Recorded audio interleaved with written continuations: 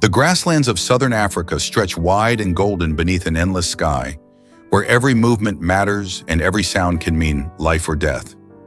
On the edge of this raw wilderness, not far from the protective fences of a rural outpost, a man named Cole was making his usual supply run when he heard something strange. It wasn't a growl, not exactly. More like a low, guttural whimper, something wild trying not to sound broken. He stopped his truck, stepped out, and scanned the horizon. Nothing at first, just silence and heat. Then he saw it, a massive form just beyond the ridge, tangled grotesquely in a twisted coil of barbed wire that had once been used to section off livestock, but now lay forgotten and rusted. The animal writhed once, then slumped. Cole's heart stopped. It was a lion, a full-grown male. His mane was matted with blood and sweat. The metal thorns of the wire bit deep into his side, anchoring him to the dirt like some cruel trap. One paw thrashed weakly, then stilled. Logic screamed at Cole to walk away, to call for rangers, to leave it alone. But something in the lion's eyes. It wasn't rage. It wasn't the wild flare of an animal cornered.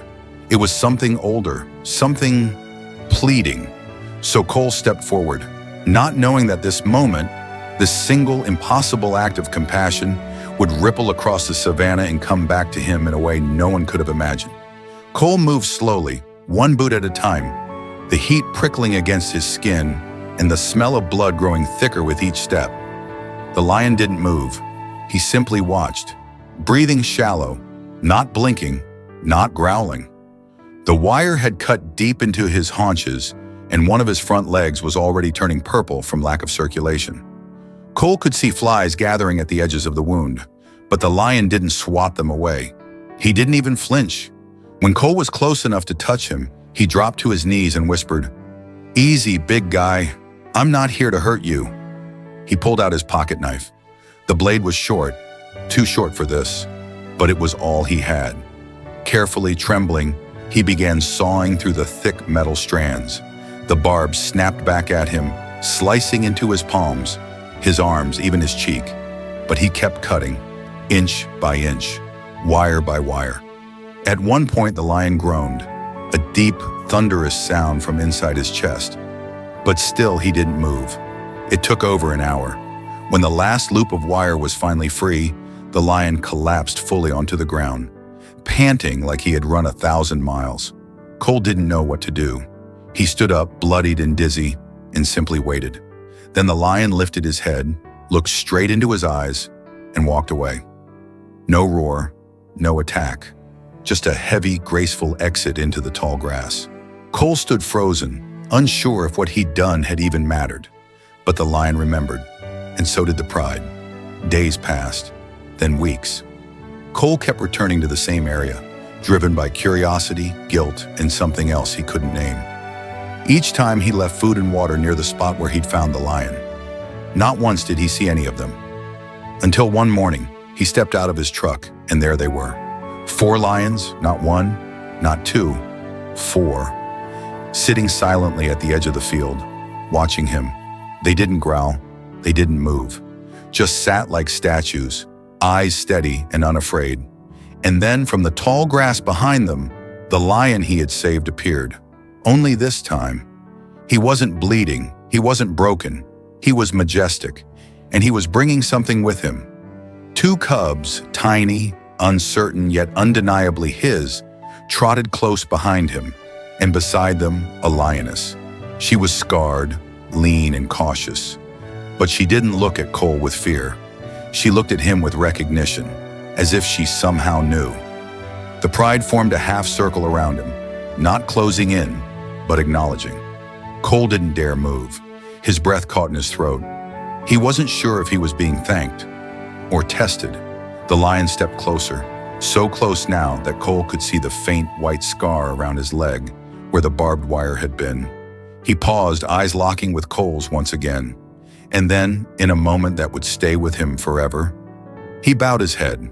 Not dramatically, not for long, just a slight, deliberate dip. It was not submission, it was gratitude. Then just as quickly, the lion turned, gave a soft grunt to the others, and led his family back into the tall grass. One by one, the lions disappeared. No sound, no struggle, just the rustle of grass closing behind them. And Cole, he dropped to his knees, not out of exhaustion, but because something in him had shifted. He came here to help, but he left changed, because in that moment, kneeling in the dust of a land older than memory, he realized he hadn't just saved a lion.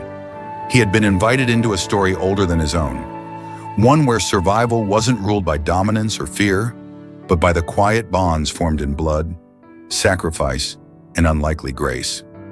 For days after the encounter, Cole remained in the savannah, not because he had to, but because something in him refused to leave. He kept replaying the lion's gaze, the way the pride moved together like wind over water, the subtle acknowledgement in that single bowed head.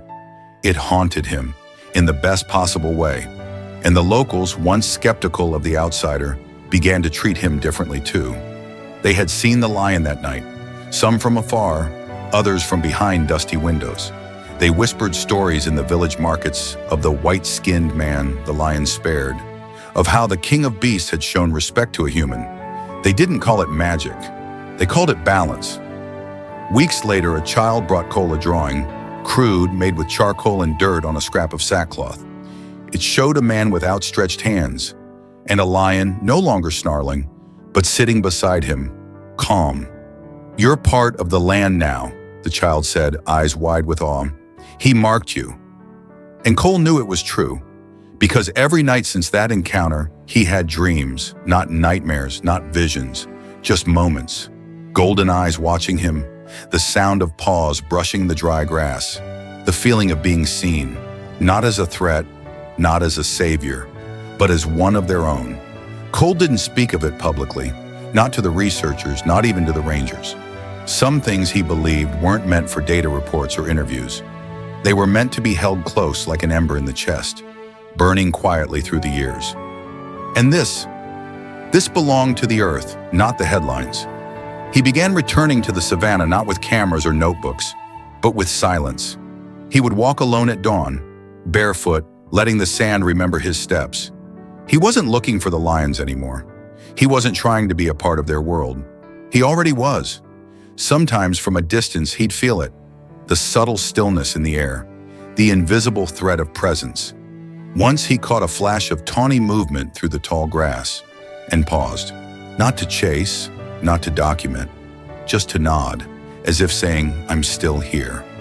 The response didn't come in roars or gestures, just a quiet breath of wind, a ripple of acknowledgement. And then one evening, as the sky bled orange and the sun folded into the horizon, he saw them, all of them. The pride had returned. They stood at the ridge overlooking the plain, their silhouettes bathed in golden light. The male, scarred, majestic, no longer limping, walked forward. Not quickly, not threateningly, but deliberately. His massive frame moved like a whisper of thunder. Cole stood rooted in place, heart thudding.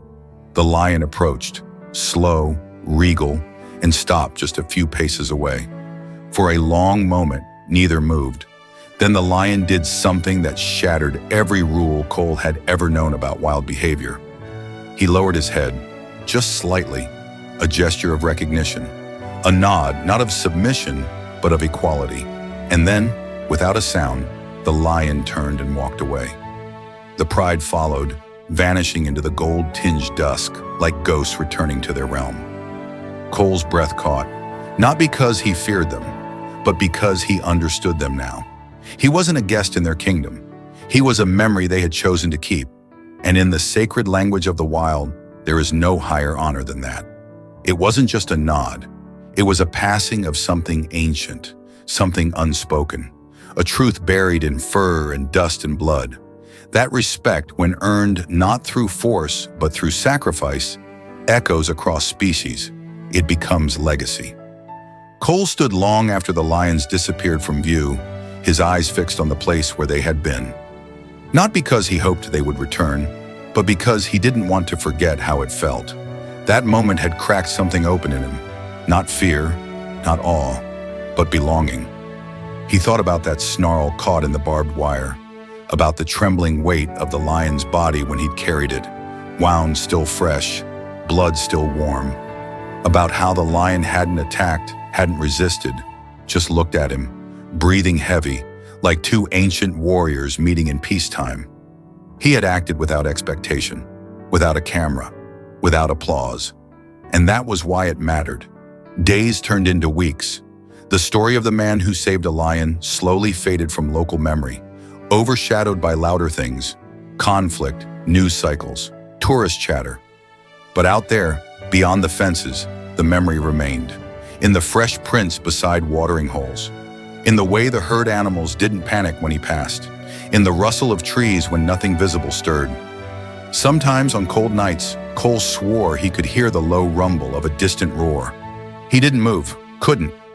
His breath caught as the largest one, the same lion he had freed from the wire, rose slowly and locked eyes with him again. There was no threat in the gaze, no challenge, just an unmistakable awareness, a remembering.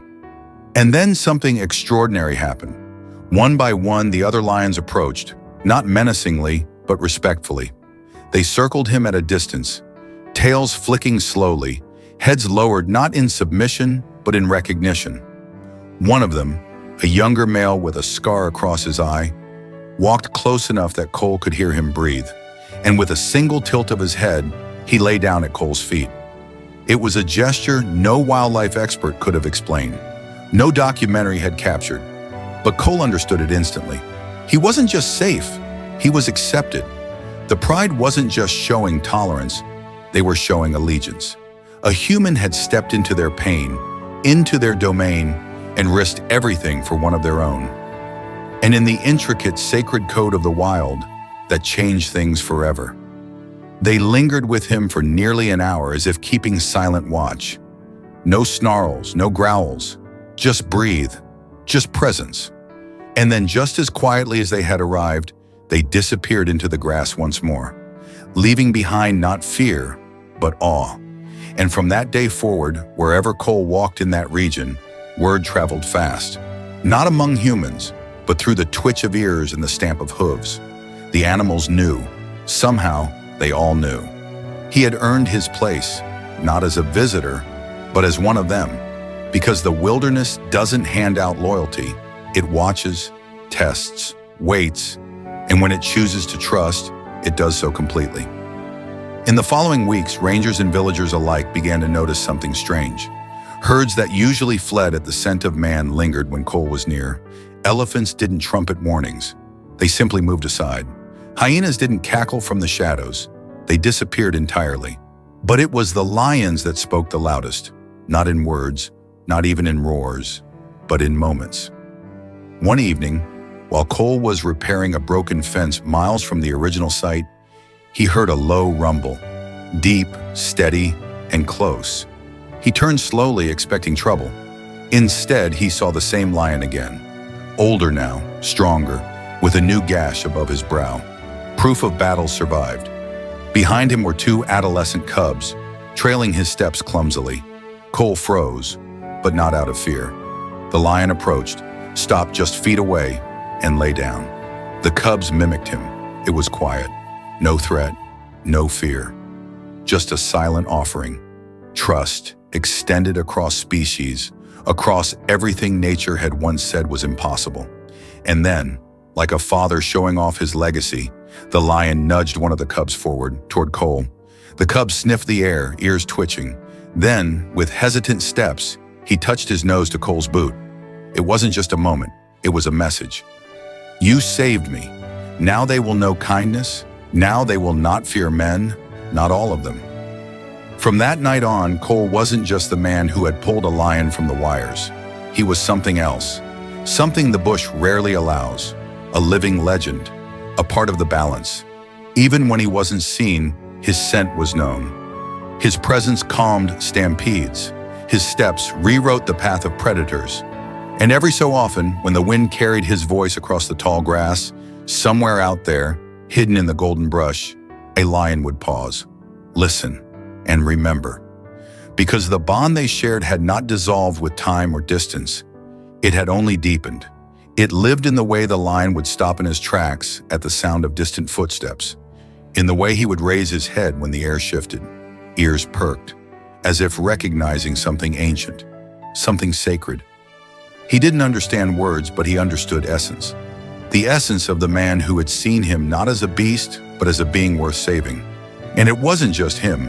The cubs, now growing into young, strong lions, carried that memory too. They were different, less hostile, less reactive. They moved through the world not with suspicion, but with curiosity. They did not snarl when trucks rumbled nearby. They did not flee from the scent of humans, because they had learned, through the quiet language of compassion, that not all hands bring harm. It was subtle, almost invisible, but in the way they navigated the savannah, in the way they held their ground without aggression, in the way they chose to observe instead of attack, it was there, a lineage of trust born from a moment of mercy.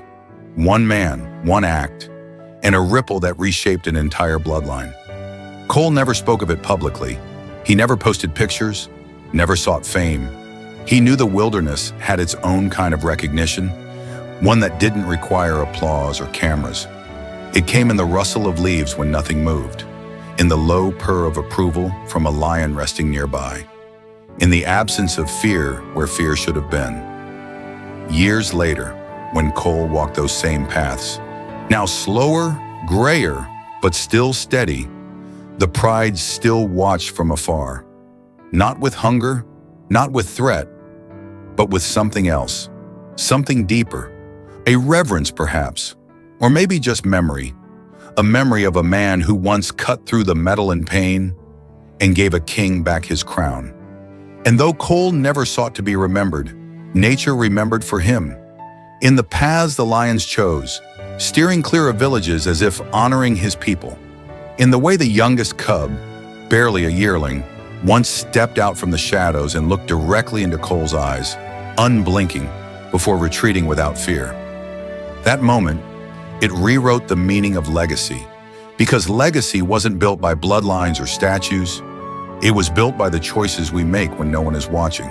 And Cole's choice to help when it was easier to walk away echoed in paw prints across an entire region. Even the rangers noticed fewer conflicts, less aggression. Something was shifting in the pride's behavior. They called it the Cole effect. They didn't know the full story, didn't need to.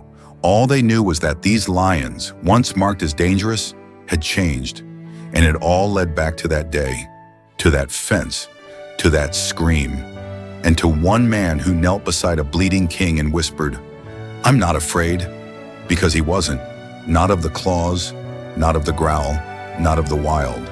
He had seen what fear could do and what love could undo. And in the end, the most remarkable part wasn't that he'd saved a lion. It was that the lion had saved him too. Because after that day, Cole was never the same. The nightmares that used to wake him, the ones filled with blood, screaming, and the helplessness of war, began to fade. In their place came something quieter, the sound of breathing under stars, the weight of a gaze that judged nothing, only watched. Every time he returned to that part of the reserve, he wasn't afraid. He walked slower, straight, as if something ancient and unseen had granted him permission to belong. Rangers started saying the lions treated him differently. He didn't flinch when they appeared. They didn't snarl when he passed. Once he even found fresh wildebeest meat left near his cabin, too clean to be scavenged, too precise to be coincidence. No one believed him. They laughed it off. But Cole knew. The lions hadn't forgotten, and neither had he. He still carried the scars from the barbed wire. But now when his fingers traced those lines of pain, he didn't feel regret. He felt purpose. A map of choices etched into his skin, reminding him that strength wasn't about domination. It was about mercy, about stopping when others wouldn't, about reaching through wire to touch something wild and being touched in return. The changes in Cole didn't just end with the lions. Word spread quietly through the reserve and beyond, about the man who freed a trapped lion and how the pride had responded.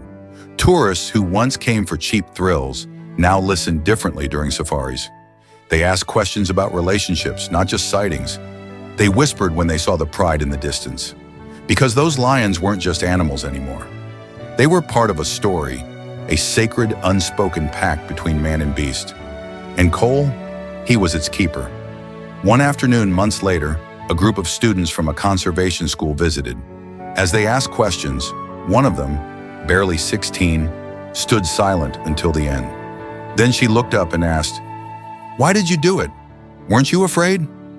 Cole didn't answer right away. He looked toward the distant hill, where the pride often watched from the trees. Then he said, "I was. But I wasn't the one who needed saving." And in that moment, something shifted. Not in the air, not in the sky, but in the way the students looked at the world and at themselves. Because compassion, once witnessed, doesn't stay still. It spreads, it changes the shape of things, like water through dry soil, like a lion's breath on a man's hand. Because some things, once felt, never leave you. Cole didn't go back to his old life after that day. He couldn't. The fence had marked more than just territory. It had marked a boundary between who he used to be and who he had become. Every scar on that lion had mirrored one in himself he never knew was there. And when the lion had looked back, really looked, Cole had seen something ancient. Trust that hadn't been earned, but offered. Not because Cole was worthy, but because the lion believed in something bigger than fear. In the following weeks, the pride began appearing closer to the reserve's boundaries. Not in aggression, but in awareness, as if checking on him, as if reminding him, "You are seen, you are remembered, and you are not alone."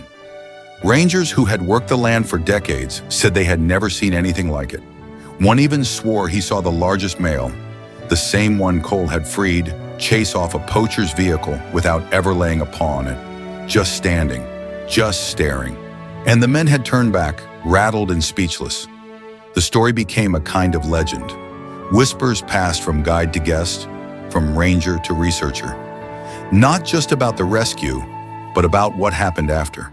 About how one act of mercy shifted the behavior of an entire pride. How lions who once avoided human scent now sat visible at sunrise, as if waiting, not for food, but for something else. Something only those who had known pain could understand. Because these weren't just wild animals anymore. They were witnesses to the moment fear gave way to grace, to the day a man crossed a line not with dominance, but with humility, and the lions remembered, in their own way, not through words or gratitude, but through presence. They lingered longer when Cole patrolled the fields. Their eyes followed him, not as prey or threat, but as kin, as if some invisible cord now bound them, braided not from biology, but from experience shared in silence and blood. Cole, too, was changed. He no longer rushed through his duties. He walked slower, not from fear, but reverence. Every snapped twig, every shadow on the ridge, every low rumble of a lion's voice carried weight now. Meaning. A conversation without syllables, a language of breath and stillness and mutual respect. The other rangers noticed at first how the lions behaved differently around him. Less territorial, more aware, more intentional. Some evenings, as the sun bled across the savannah and painted the fences gold, Cole would see them standing near the same place where it had all happened. Watching, always watching. And he understood something few ever do. Forgiveness isn't loud. It doesn't roar. Sometimes it looks like a lion lying down where he once bled and staying there, by choice. Because staying meant more than returning. It meant remembering. Every day that lion laid on that patch of earth was a decision, a silent message to his pride, to the rangers, to the man who had once risked everything to set him free. It meant, this place is safe now. The scar on Cole's forearm, a permanent mark from the wire he had cut, throbbed whenever he passed that spot. Not from pain, but from memory. From the moment when survival wasn't about strength or speed, but about choice. The lion could have run, could have vanished into the wild and never looked back. But instead he remained, not trapped, not tamed, but loyal. And then came the day the pride brought their cubs, small, uncertain, eyes wide like the savannah sky.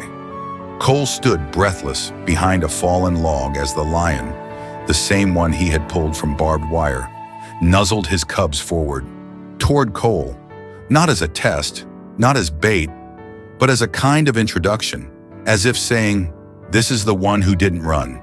The cubs blinked at him, noses twitching, paws barely making a sound on the dust. They didn't come closer, but they didn't back away either. And that was enough, more than enough. It was a kind of acceptance no ranger manual could explain.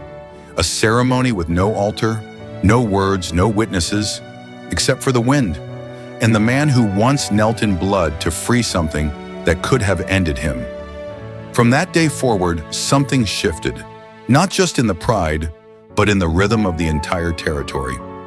Rangers reported unusual movement patterns. The lions, once elusive and territorial, had begun to linger near the border posts, not threatening, just present, watchful, and always when Cole was on shift.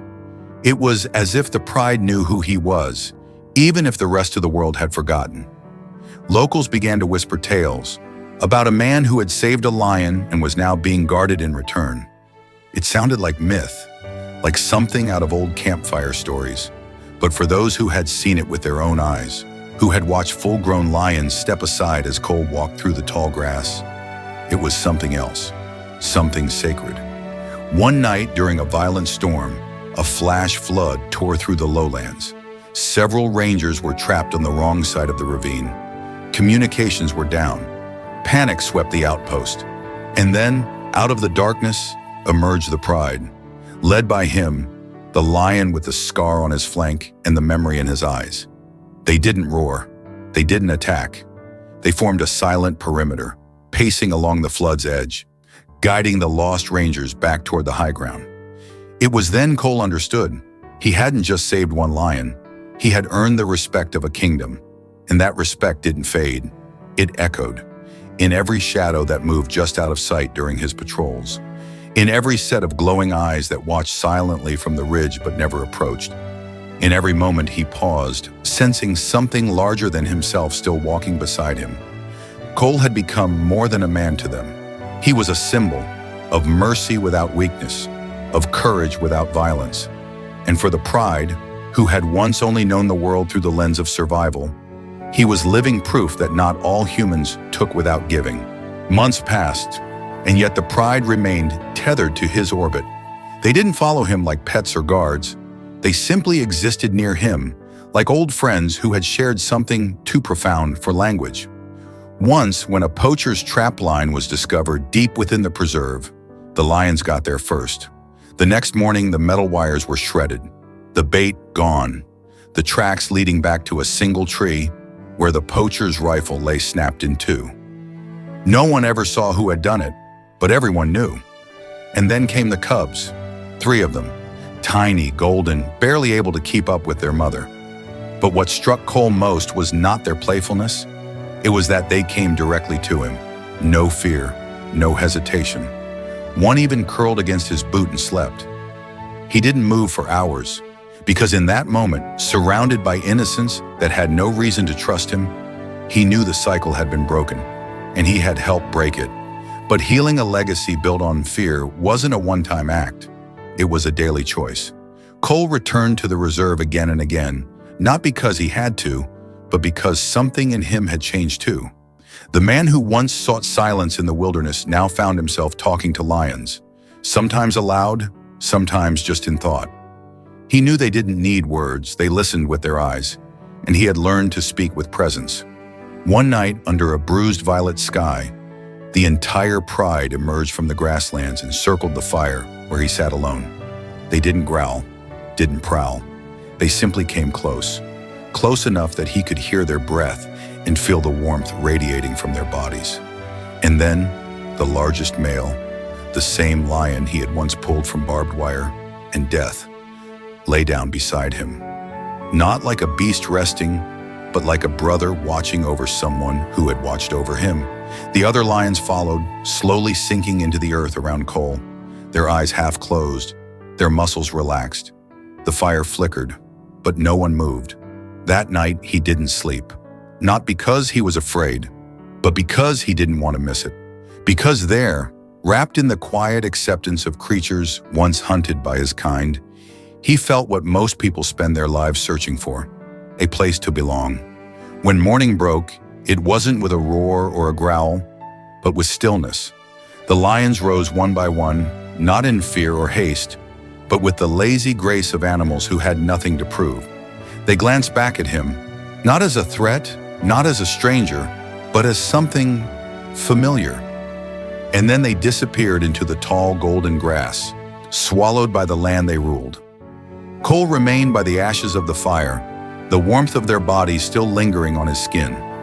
He looked down at the torn gloves in his bag, stained from that first rescue, the night he'd cut through barbed wire with nothing but instinct and courage. Those gloves weren't just a memory anymore.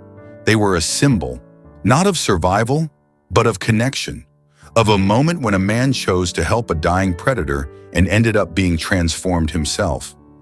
And when he finally stood to leave, a sound stopped him.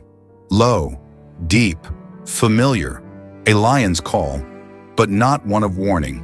It was a goodbye, or perhaps an invitation to return. Either way, Cole smiled, because he knew now, you don't need to tame the wild to find peace in it. You just need to show up when it matters most. Even if all you have is a knife, a flashlight, and a heart that still believes mercy is worth the risk. If this story moved you, don't forget to like, share, and subscribe, because sometimes one small act of kindness rewrites everything.